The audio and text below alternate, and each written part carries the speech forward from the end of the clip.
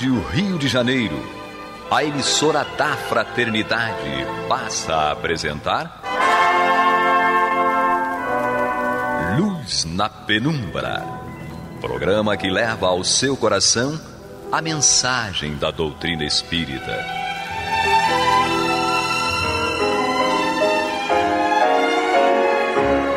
E com vocês, João Nogueira, para estudos de obras póstumas de Allan Kardec.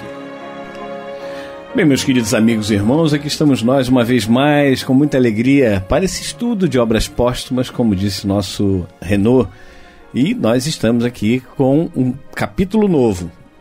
Música Espírita é o capítulo de obras póstumas que vamos dar início a esse bate-papo que nós temos. Hoje o bate-papo vai ser só comigo, né? Não tivemos como ter um companheiro ou uma companheira aqui nos estúdios da Rádio Rio de Janeiro, mas estamos aqui com as companhias espirituais, com os nossos amigos espirituais que nos ajudam imensamente a realizar esse estudo e tantos outros que são feitos aqui através dos microfones sagrados da Rádio Rio de Janeiro.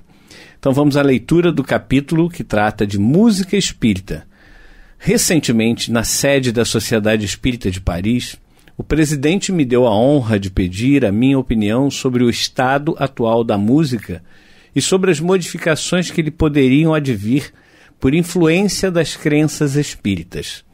Se de pronto não cedi a esse apelo benévolo e simpático, foi, crede-o, meus senhores, por uma causa de ordem superior.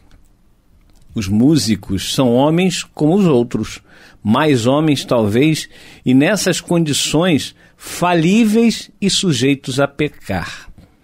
Nunca estive isento de fraquezas, e se Deus me fez longa a vida, a fim de que eu tivesse tempo de me arrepender, a embriaguez do êxito, a complacência dos amigos e as lisonjas dos cortejadores muitas vezes me tiraram o meio de efetivar esse arrependimento. Um maestro é uma potência neste mundo onde o prazer desempenha tão importante papel. Àquele cuja arte consiste em deleitar os ouvidos e enternecer os corações, muitas ciladas se lhe armam diante dos passos nas quais cai o infeliz.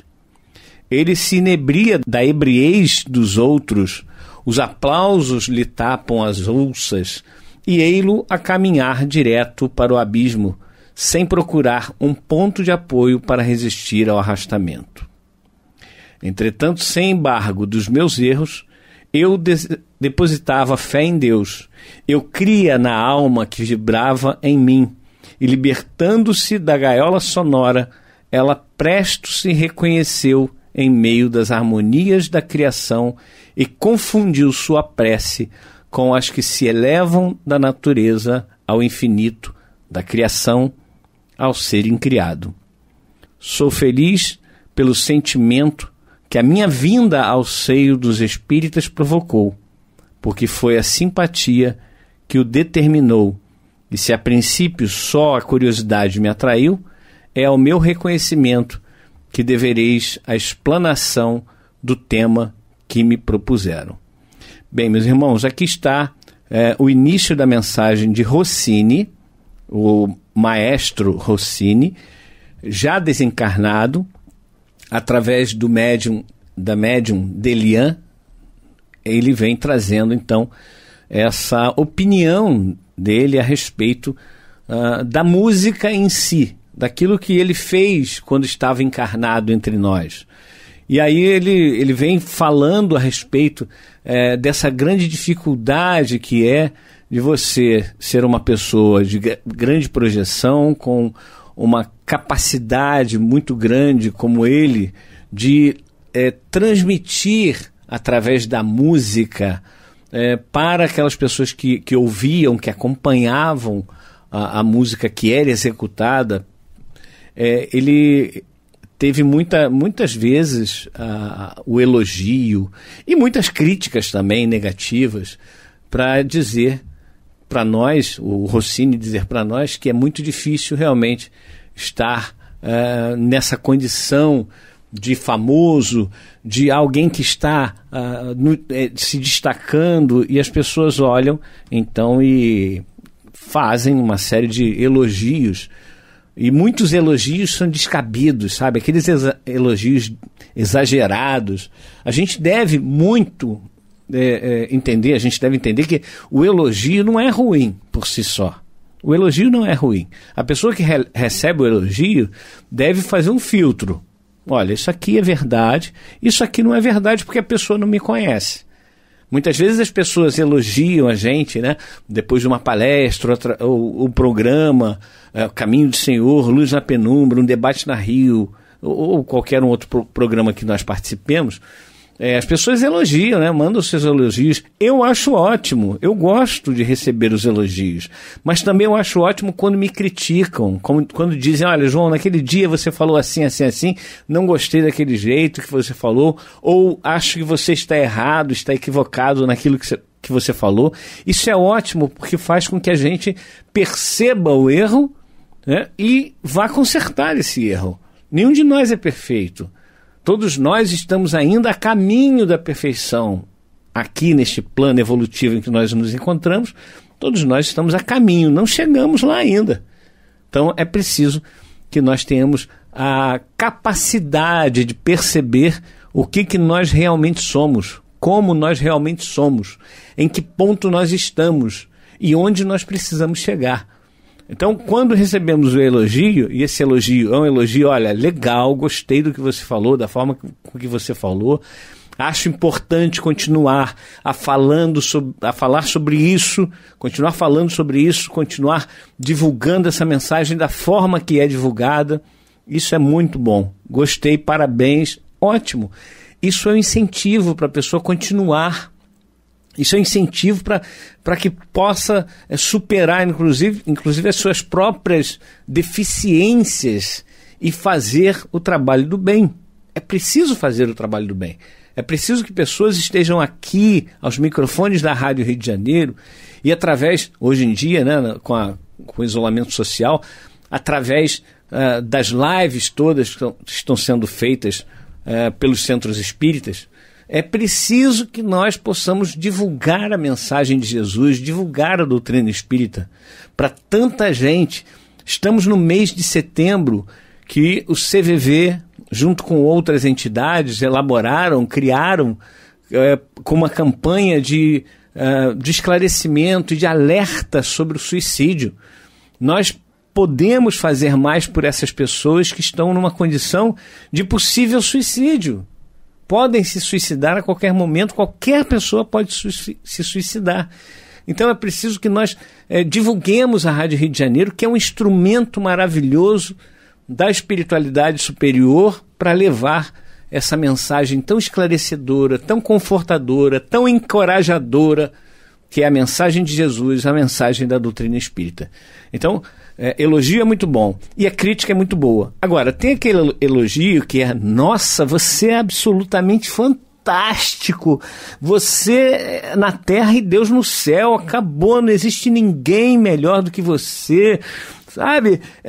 Você é divino, quando você fala, toca as fímbrias do meu coração, e etc. e tal. Isso já parte para o exagero, e a gente deve evitar o exagero em tudo.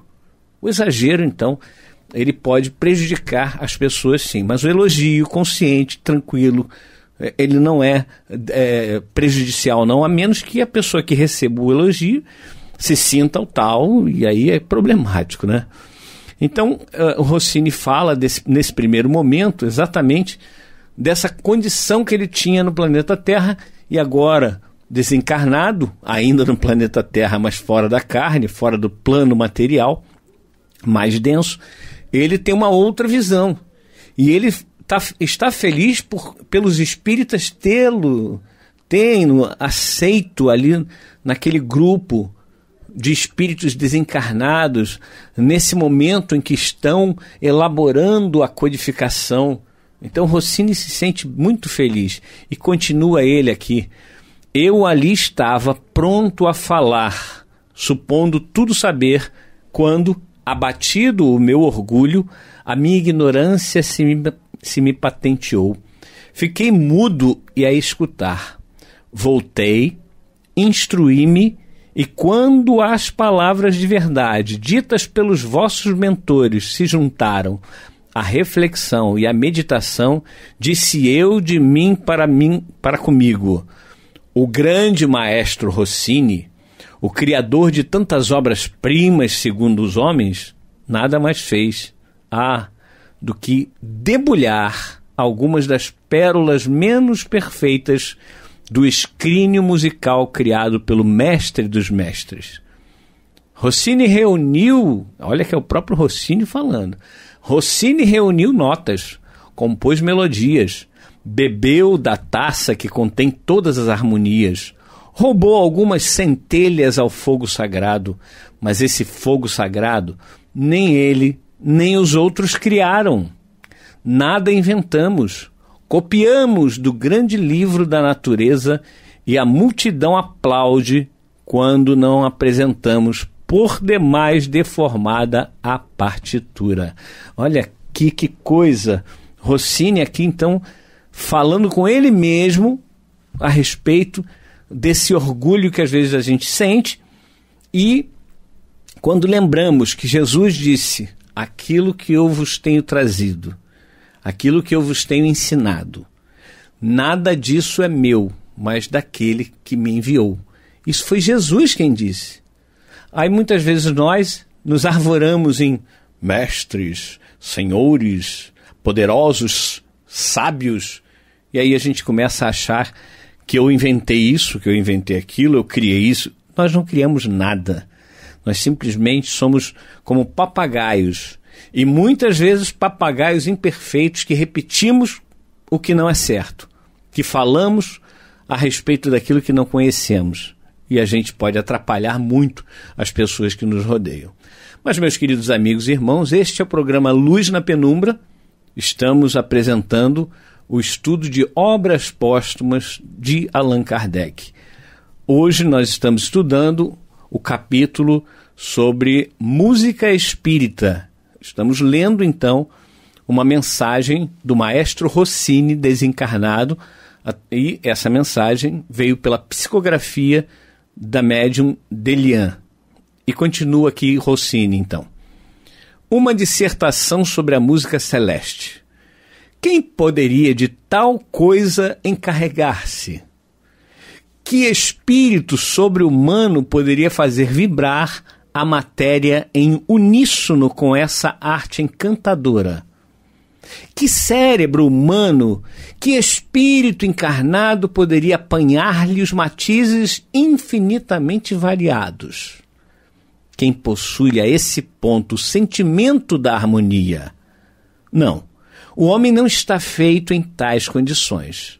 Mais tarde, muito mais tarde, por agora, virei, talvez dentro em pouco, satisfazer ao vosso desejo de dar-vos a minha apreciação sobre o estado atual da música e dizer-vos das transformações, dos progressos que o Espiritismo poderá fazer que ela experimente. Hoje é ainda muitíssimo cedo. O assunto é vasto. Já o estudei, mas ele ainda me excede. Quando dele me houver assenhorado, se isso for possível, ou melhor, quando eu haja entrevisto tanto quanto o estado de meu espírito me permitir, eu vos satisfarei. Um pouco mais de tempo, se somente um músico pode falar da música do futuro, deve fazê-lo como mestre, e Rossini não quer falar dela como um escolar. Está aí o nosso Rossini, a mensagem de Rossini, falando a respeito do cuidado também que devemos ter quando nós vamos falar a respeito de um assunto, quando nós nos propomos a, entre aspas, ensinar alguém. É muito importante que nós saibamos exatamente do assunto.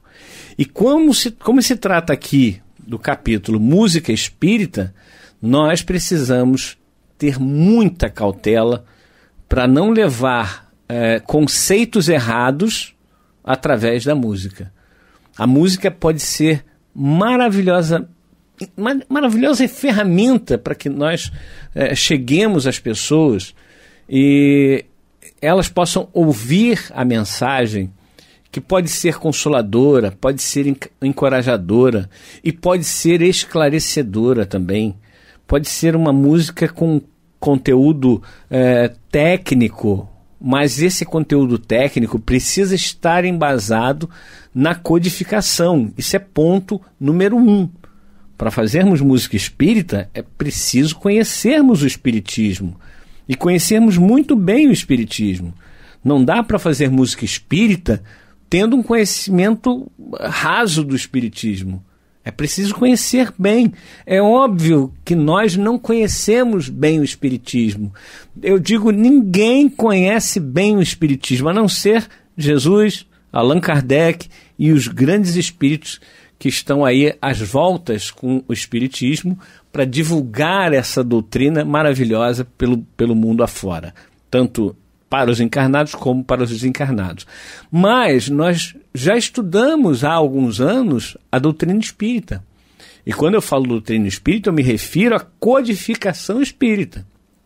Existem muitos livros que podem ou não nos ajudar a compreender a codificação espírita, que podem nos dar uma noção diferente, digamos, diferente no sentido da visão que a codificação pode ter nos dado no passado, e agora a gente tem uma outra visão, mas que ela não contradiz a codificação.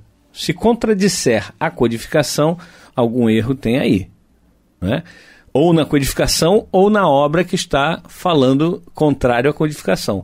Como eu, João, não acredito, não vi, nunca percebi erro algum na codificação, eu atribuo sempre o erro a esses livros que se arvoram, né, como divulgadores, né? Estou trazendo algo novo aqui para vocês. Nada há novo segundo, né, debaixo do sol.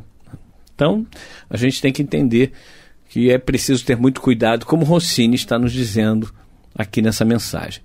E temos uma outra mensagem do próprio Rossini, em que ele fala, e é uma mensagem longa, que nós vamos estudá-la aos poucos, passo a passo, para que a gente possa compreender plenamente o que Rossini está falando a respeito, agora sim, da música espírita, da música chamada música celestial. Vamos à mensagem. Foi explicado o silêncio que guardei sobre a questão que o mestre da doutrina espírita me propôs. Aqui ele se refere a Kardec. Era conveniente que, antes de entrar em tão difícil assunto, eu me concentrasse, reunisse as minhas lembranças e condensasse os elementos que me estavam ao alcance. Não me cabia estudar a música, tinha apenas de classificar com método os argumentos, a fim de apresentar um resumo capaz de dar ideia da minha concepção da harmonia. Esse trabalho, que não fiz sem dificuldade, se acha concluído e estou pronto a submetê-lo à apreciação dos espíritas. A harmonia é difícil de definir-se, muitas vezes. Confundem-na com a música, com os sons, como resultante de um arranjo de notas e das vibrações dos instrumentos que reproduzem esse arranjo. Mas não é isso a harmonia, do mesmo modo que a chama não é a luz. A chama resulta da combinação de dois gases. É tangível. A luz que ela projeta é um efeito dessa combinação e não a própria chama. Não é tangível. Aqui, o efeito é superior à causa. O mesmo se dá com a harmonia. Ela resulta de um arranjo musical. É um efeito igualmente superior à causa. Esta é brutal e tangível, a causa. O efeito é sutil e intangível. Então, o Rossini está nos dizendo aqui que a harmonia não é a música. A harmonia não é o som que sai dos instrumentos. A harmonia é o resultado que a música nos traz, em aquilo que nós percebemos, que nós sentimos, que nós ouvimos, mas muito além de ouvir, que nós realmente sentimos quando estamos apreciando uma música. Então é preciso que a música espírita tenha essa harmonia que vai nos levar a um sentimento, que vai nos levar a refletir, que vai nos levar a compreender melhor todas as questões que envolvem a nossa vida, o nosso proceder, a nossa moral. Continuando Rossini. Pode-se conceber a luz sem chama e compreender a harmonia sem música. A alma é apta a perceber a harmonia, excluído todo o concurso de instrumentação, como é apta a ver a luz sem o concurso de combinações materiais. A luz é um sentido íntimo que a alma possui. Quanto mais desenvolvido ele, tanto melhor percebe ela a luz. A harmonia é igualmente um sentido íntimo da alma, que a percebe em relação com o desenvolvimento desse sentido. Fora do mundo material, isto é, fora das causas tangíveis, a luz e a harmonia são de essência divina. A posse de uma e outra está na razão dos esforços empregados para adquiri-las. Se comparo a luz e a harmonia, é para me fazer mais bem compreendido e também porque esses dois sublimes gozos da alma são filhos de Deus e, portanto, irmãos. Então é como dizíamos, a harmonia ela é para ser percebida com a alma. É algo fundamental que nós façamos para nós percebermos a harmonia divina.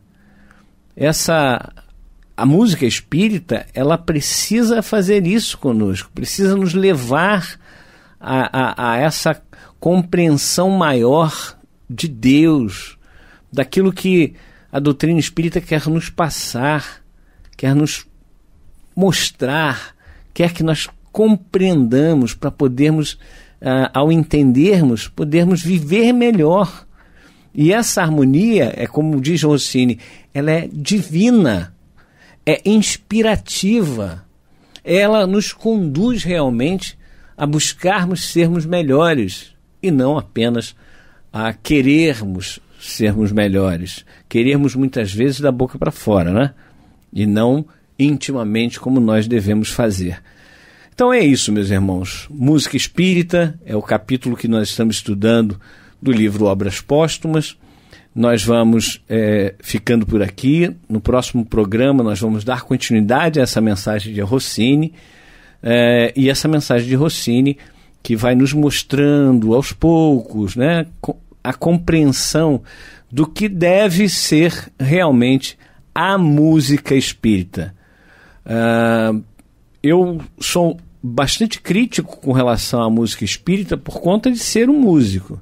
Eu acredito que no passado as músicas espíritas elas tinham um cunho muito mais de prece, algo soturno. Algumas músicas são maravilhosas e elas vão resistir ao tempo. Outras, a própria gravação, né, que a gente nota que não teve o cuidado para que pudesse realmente ser levado e conseguir atingir esse objetivo que Rossini está nos dizendo. Quando você ouve uma música que ela não está com a qualidade boa, muitas vezes você não presta atenção, e não prestando atenção não vai atingir o seu objetivo. Mas isso é papo para o nosso próximo encontro. Até a próxima oportunidade, até semana que vem, se Deus assim permitir. Até lá. Você está ouvindo o programa Luz na Penumbra.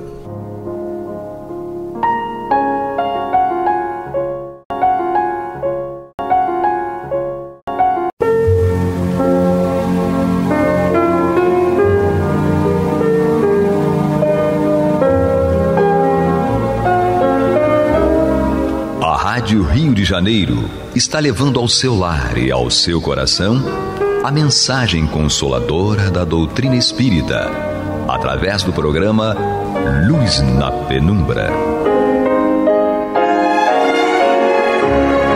E agora com vocês, Marta Batista e Antônio de Pádua Barbosa.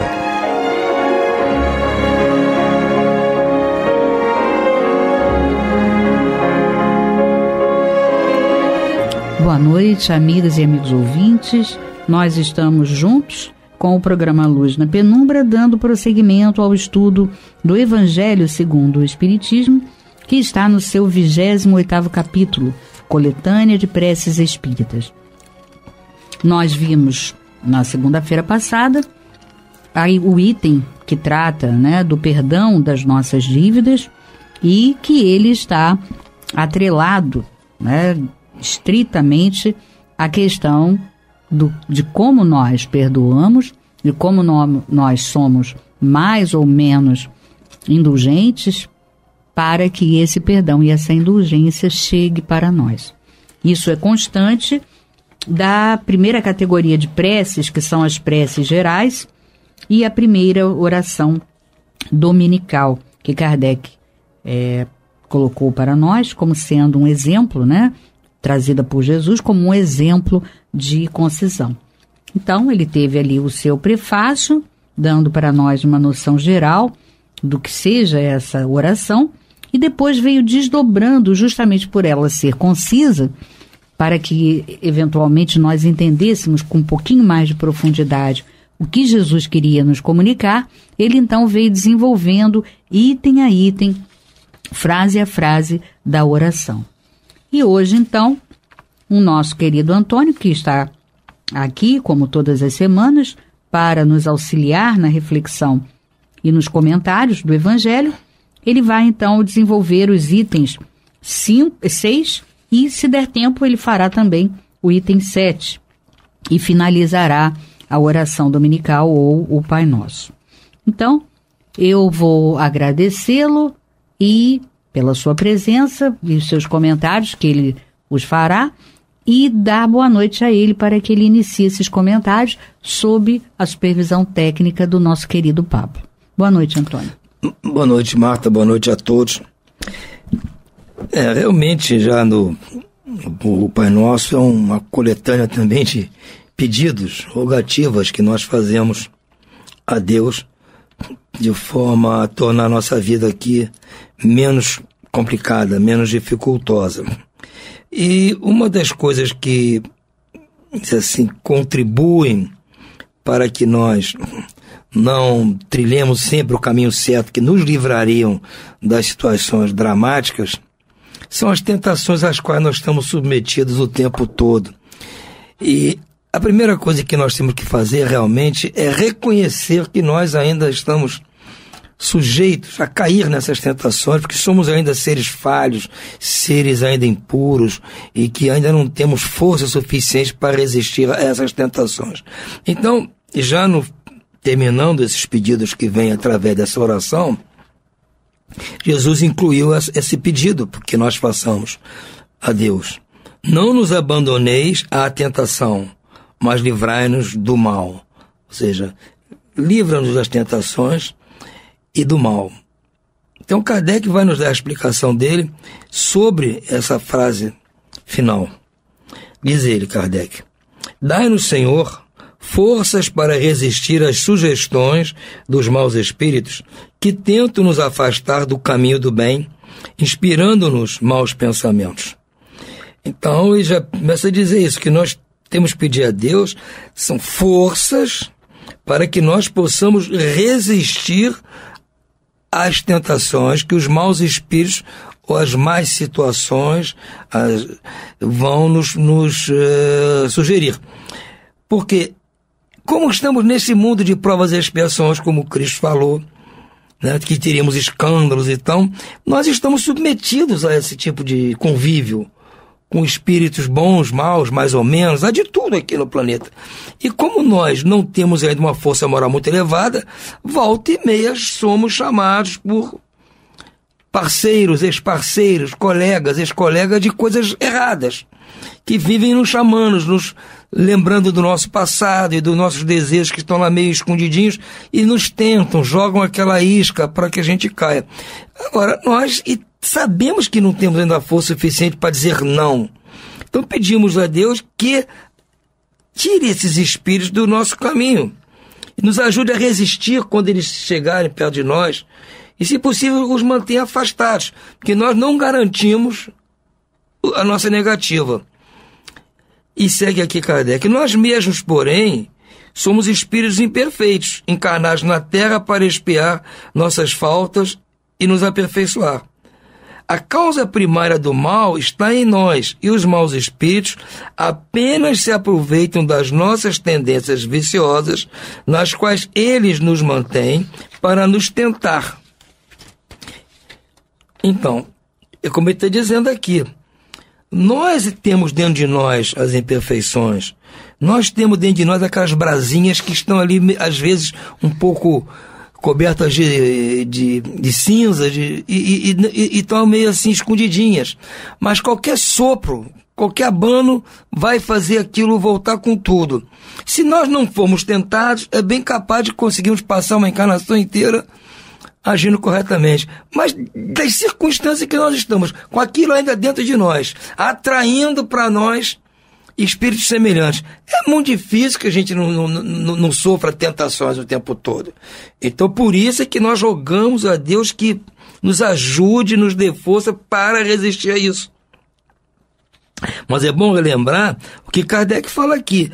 Em princípio, o mal está dentro de nós mesmos. Assim como está dentro dos outros que estão nos tentando, os espíritos do mal, o mal está dentro deles também. Mas está em nós, em princípio. No começo de tudo está em nós. Porque se nós não tivéssemos mal nenhum, eles não tinham como nos tentar. É o que ele vai nos dizer aqui à frente.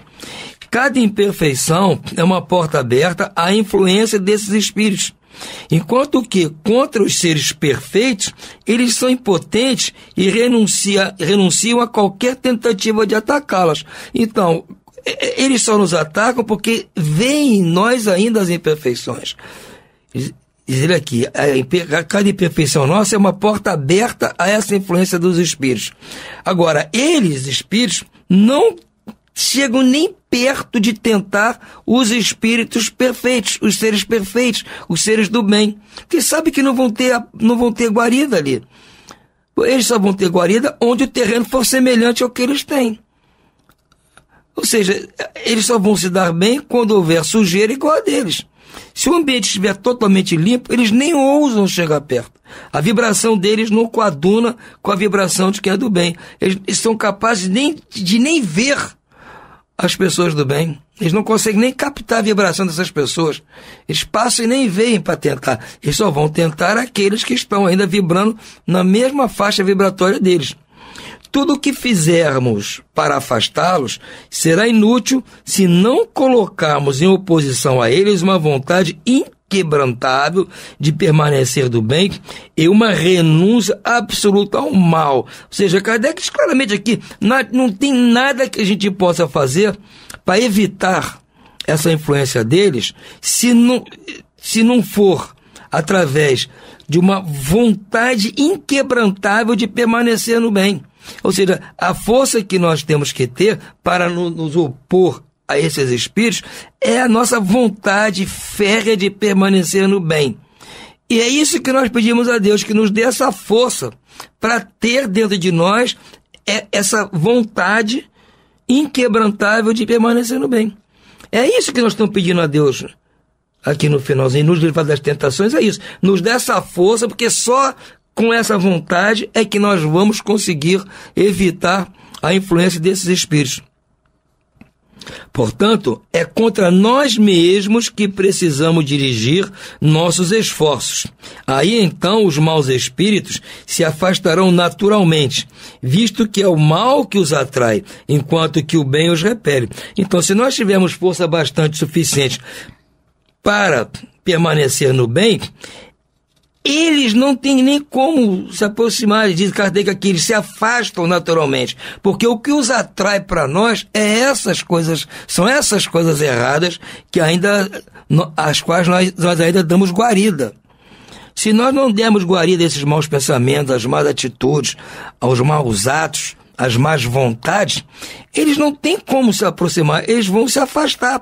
O que os atrai é isso.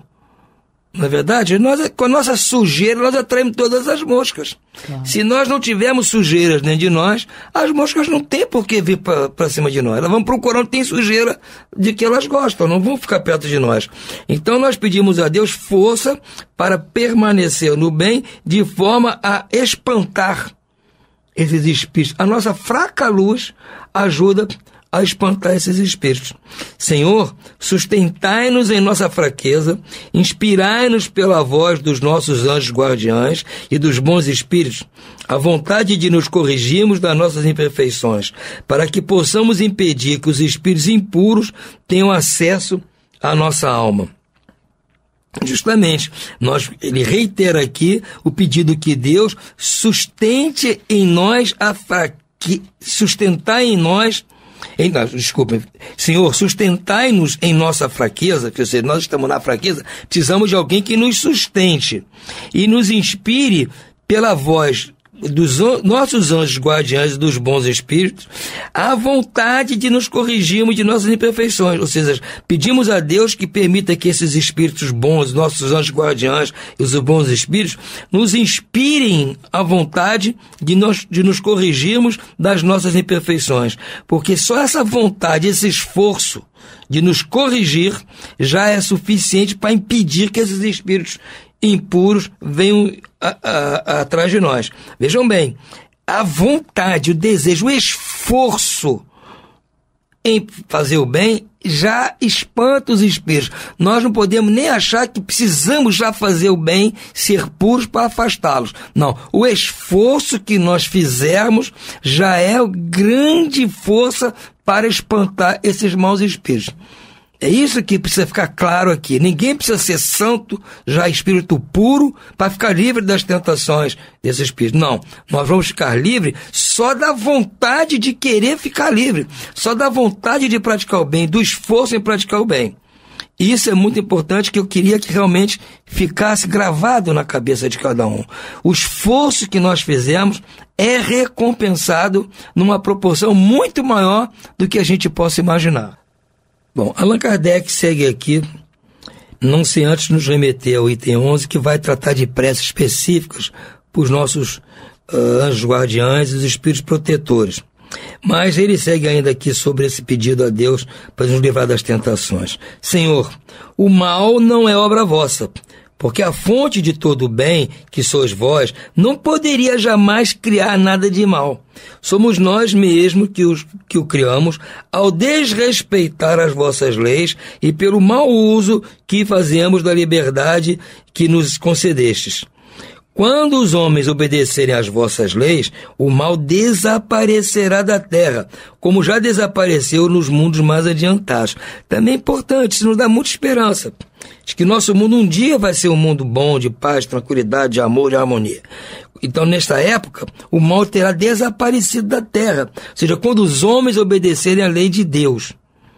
Então, vocês veem que quando a gente começa a obedecer às leis daqui dos homens, a nossa vida melhora. Então imagine quando nós estivermos obedecendo à lei de Deus. A vida vai ficar um espetáculo para todos nós.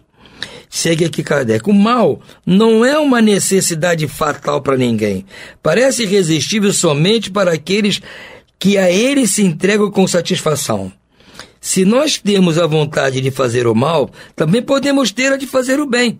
Eis a razão por que, Senhor, vos pedimos ajuda e a de todos os bons espíritos para resistir à tentação. Isso também é muito importante que fique claro. O mal não é uma necessidade, não é uma coisa fatal que tem que existir, que todos têm que passar por isso. Não é. Ele parece irresistível. O mal irresistível, não consegui resistir àquela tentação, não consegui resistir àquele mal.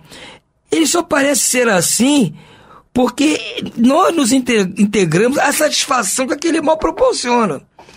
O mal nos proporciona alguma satisfação e por isso nós nos entregamos a ele. Agora, se nós tivermos uma vontade, se nós temos a vontade dentro de nós de fazer o mal porque ele nos satisfaz, então nós temos vontade de fazer, ora, nós também temos a vontade de fazer o bem. A diferença é que nós não temos fé suficiente para acreditar que se fizer o bem, nós também vamos nos satisfazer. Porque nós, como ainda habitando deste planeta complicado, materializado quase que totalmente, nós só conhecemos os prazeres causados pelo mal, pelo exagero, pelo passar da conta. Agora, nós ainda temos que acreditar que o bem também dá prazer por fé. Porque está complicado aqui. Nós fazemos o bem agora, mas um minuto depois estamos fazendo o mal. Não dá nem tempo de curtir o bem e dizer assim, a satisfação que o bem vai trazer, já estamos fazendo algo errado. Faz parte aqui da nossa natureza. Então precisamos ter fé de que, ao fazermos o bem, vamos ter satisfação muito maior do que quando fazemos o mal. A satisfação que o mal traz, nós sabemos muito bem, é boa, mas ela traz consequências ruins. É igual a bebida. Na hora que você bebe, traz satisfação enorme. Mas no dia seguinte você tem a carraspana, você tem lá a ressaca, a dor de cabeça. É isso, você faz o mal, dá uma satisfação na hora. Agora, depois vem as consequências. O bem vai te dar a satisfação na hora e a consequência boa também. Falar isso em tese é bom, mas para praticar isso é preciso muita fé. E isso é que nos falta, como Cristo disse mesmo para nós. Precisamos ter a fé pelo menos do tamanho de um grão de mostarda. E é isso que nos falta. E essa fé justamente vai ser útil também na hora de resistirmos a essa tentação. Então, esse é o raciocínio de Kardec para esta parte. Não nos abandoneis a tentação, mas livrar-nos de todo o mal.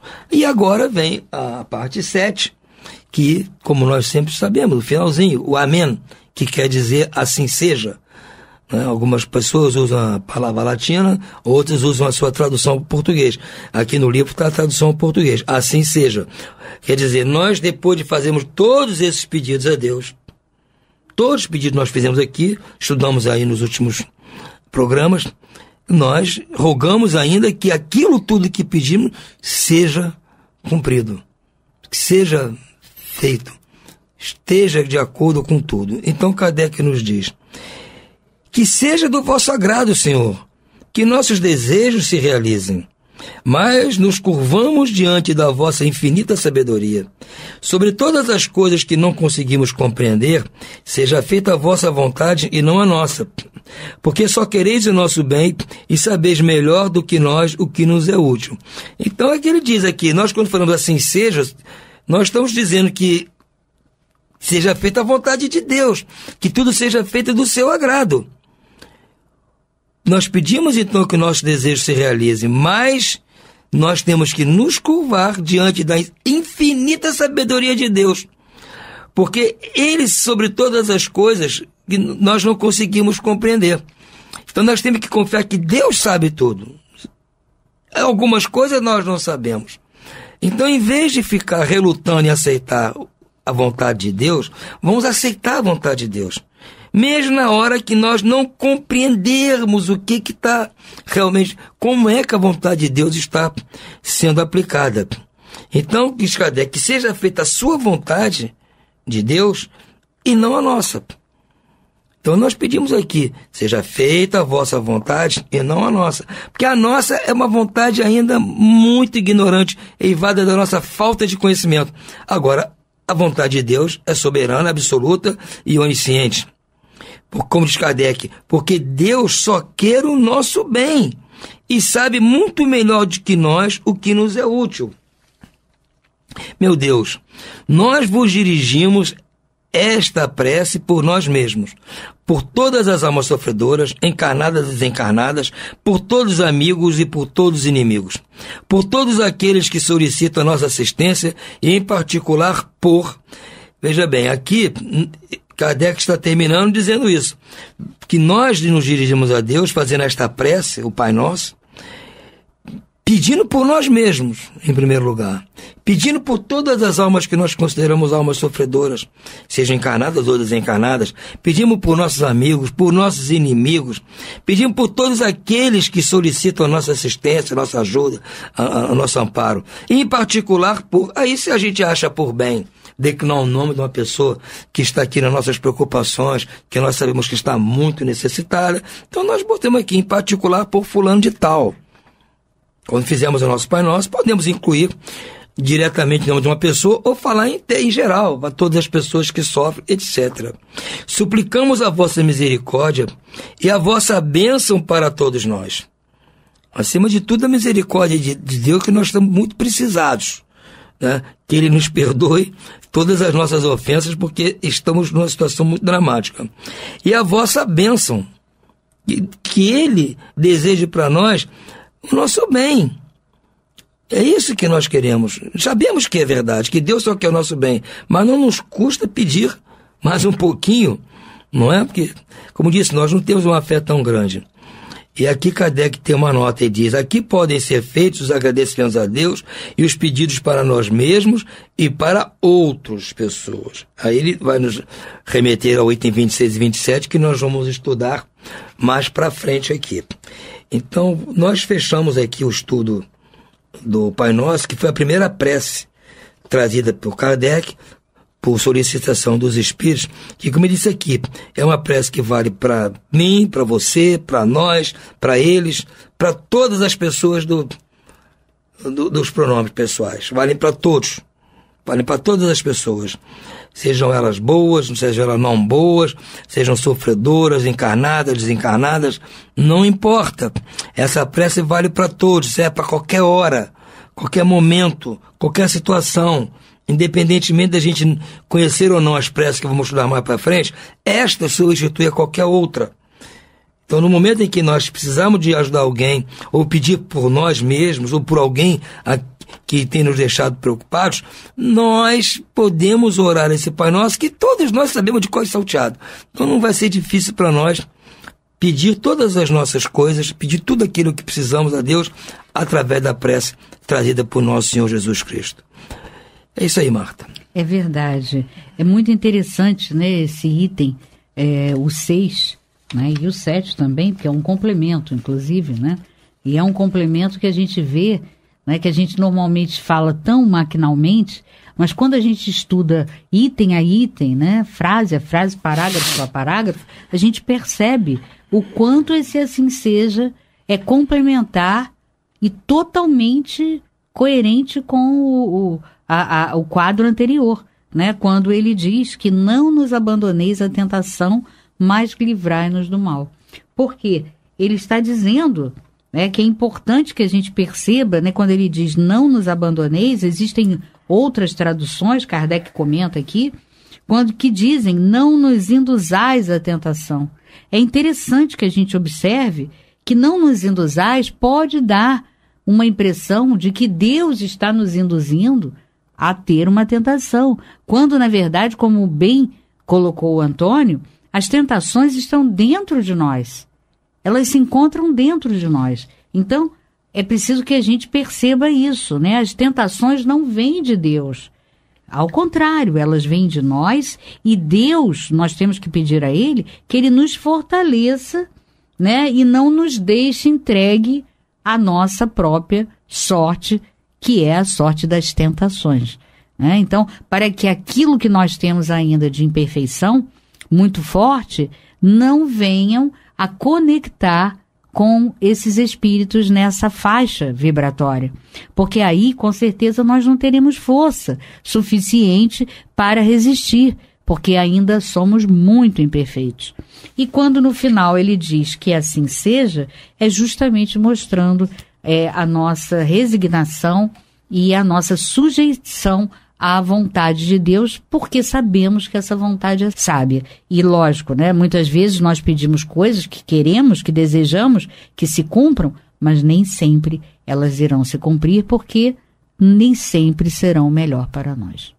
Então, sendo assim, nos cabe desejar a todos uma ótima noite e muita paz.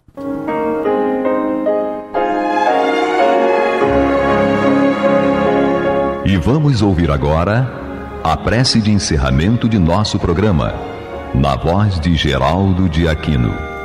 Jesus, dá-nos coragem para a luta, piedade para os insultos, e misericórdia para as injustiças e ingratidões. Limpa nossa alma de inveja e ambições mesquinhas, de ódio e de vingança o nosso caminho. E que dentro em pouco, ao recolher-nos de novo ao calor do nosso leito, para que o sono nos dê a paz e o esquecimento das tristezas humanas, possamos sentir, Senhor, no mais íntimo de nosso ser, a doçura indefinível do Teu amor e a grandeza incomparável da Tua divina presença. Que assim seja.